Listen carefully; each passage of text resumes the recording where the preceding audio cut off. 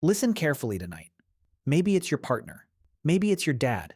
Maybe it's the person in the hotel room next door who's somehow rattling the entire building through one closed door. Or maybe it's you. You fall asleep peacefully. Everything seems normal. Then, somewhere around 2 in the morning, your own body starts making sounds that range from slightly annoying to chainsaw fighting a lawnmower. Snoring. Almost half of all adults snore at least occasionally. Millions do it every single night. Some people snore so loudly that neighbors hear them through apartment walls. Which raises a genuinely strange question. Why? Because think about it. Sleep is one of the most vulnerable moments in an animal's life. You're unconscious. You're not watching for danger. You're barely moving. If there were ever a time evolution should have kept you quiet, it would be while you're asleep. So why would evolution allow humans to broadcast their location through the darkness? Did ancient humans snore too? Would a sleeping hunter-gatherer lying beside a campfire have sounded like someone's uncle after Thanksgiving dinner? Or is snoring actually a modern problem? The answer turns out to be a story about anatomy, fire, language, and one of the strangest compromises evolution ever made. Let's go. First, what actually is a snore? Most people imagine it starts in the nose. It usually doesn't. The sound comes from soft tissues farther back. As you fall asleep, the muscles supporting your tongue, soft palate, and throat begin to relax. That's completely normal. Sleep is in many ways controlled relaxation, but sometimes those tissues relax enough to partially narrow the airway. Air still gets through, just not smoothly. Instead, it rushes past loose tissue, causing it to vibrate, exactly the way wind makes a flag flap, or air passing through a reed makes a saxophone sing. That vibration is snoring.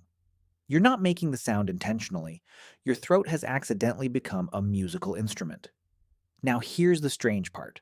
Almost every air-breathing animal sleeps. Very few snore the way humans do. Dogs can snore. Cats sometimes do.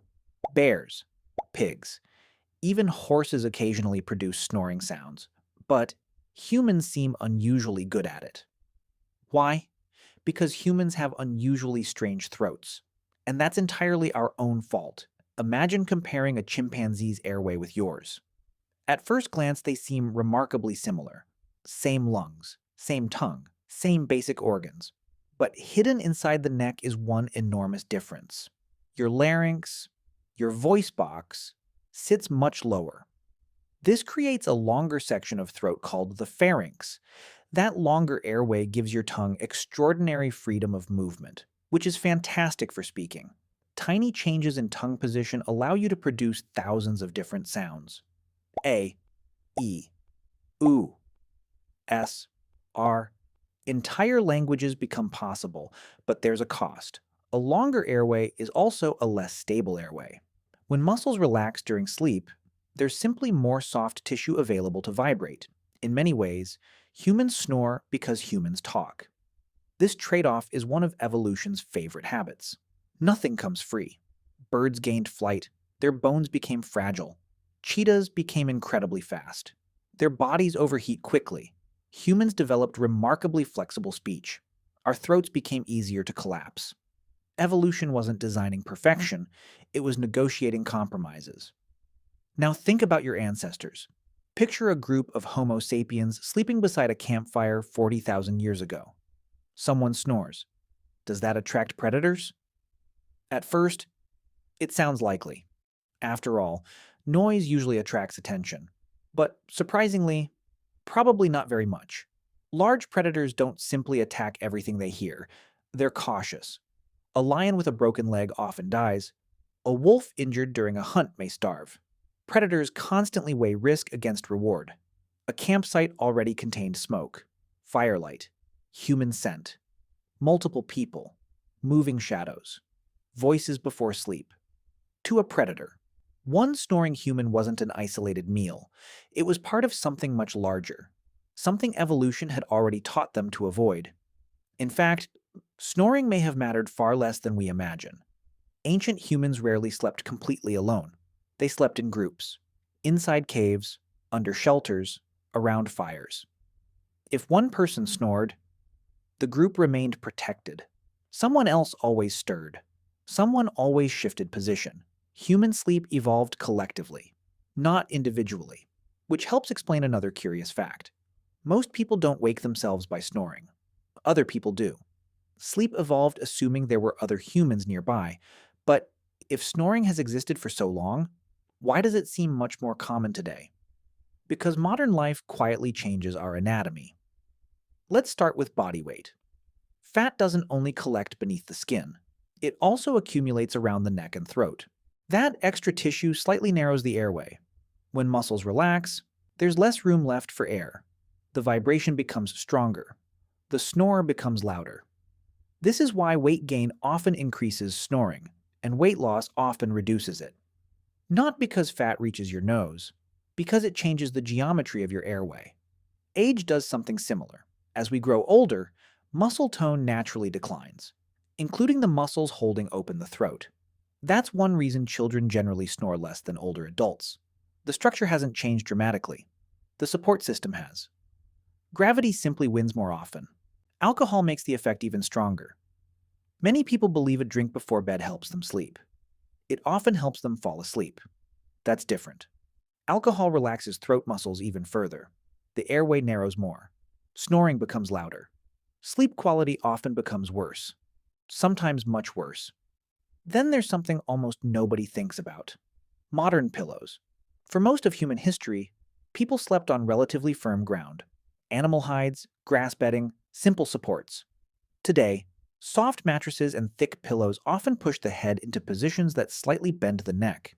In some people, that small change narrows the airway even more. Sometimes simply rolling onto one side dramatically reduces snoring. The airway opens. The vibration disappears. One tiny change in posture. Completely different night. Now we arrive at the most important distinction. Snoring itself usually isn't dangerous. But sometimes, it's a warning. A loud snore followed by complete silence. Then a sudden gasp. That's different. That's called obstructive sleep apnea. Instead of partially narrowing, the airway temporarily closes altogether.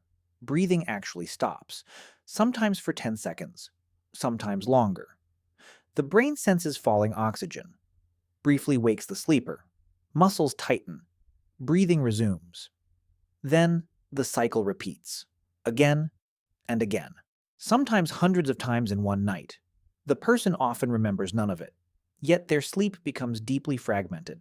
Their heart works harder. Their blood pressure rises. Over years, the health consequences can become significant. The snore wasn't the problem. It was the alarm bell. Ancient humans probably experienced sleep apnea too, but likely less frequently. Why? Several reasons. Average body weight was generally lower. People spent more time physically active. Processed foods didn't exist. Childhood jaw development may also have differed because ancient diets required much heavier chewing. Growing up chewing tough roots, fibrous plants, dried meat, and uncooked foods places enormous forces on developing jaws. Modern diets are much softer. Some researchers believe this contributes to narrower jaws and slightly smaller airways in many populations today. Our food changed. Our faces changed with it. Here's another fascinating twist. Snoring isn't always random. It often runs in families, partly because body shape runs in families, but also because airway anatomy does. The size of your jaw, the position of your tongue, the shape of your palate, the width of your nasal passages, all are influenced by genetics. Two siblings raised in different countries may still snore in remarkably similar ways decades later. Not because they inherited the sound, because they inherited the instrument. There's one final irony. The very anatomy that allows you to whisper, sing, laugh, tell stories, recite poetry, comfort a crying child, and explain the universe using nothing but vibrating air, is also the anatomy that occasionally sounds like an old diesel engine at 3 in the morning, the same lowered larynx that helped make language possible. Made snoring possible too. Evolution accepted the trait immediately, because speech changed everything. Civilization, culture, teaching, planning, cooperation, songs, history. Every conversation you've ever had traces back to that unusual human throat. The nighttime noise came bundled with the daytime miracle. So, why do humans snore? Not because evolution made a mistake, not because our ancestors slept carelessly, and not because your body is malfunctioning every time it happens. Humans snore because sleep relaxes the muscles supporting an unusually long, unusually flexible airway. An airway built not merely for breathing, but for language.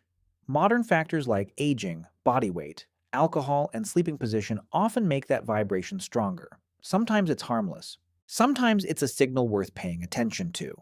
But the sound itself is the echo of one of humanity's greatest evolutionary bargains. Which brings us back to tonight. When someone nearby starts snoring, you're not just hearing air moving through a throat. You're hearing the side effect of the very anatomy that allowed humans to speak, teach, tell stories around ancient campfires, and eventually build civilizations. The noise may keep you awake, but it also reminds you why humans became unlike any other animal on Earth.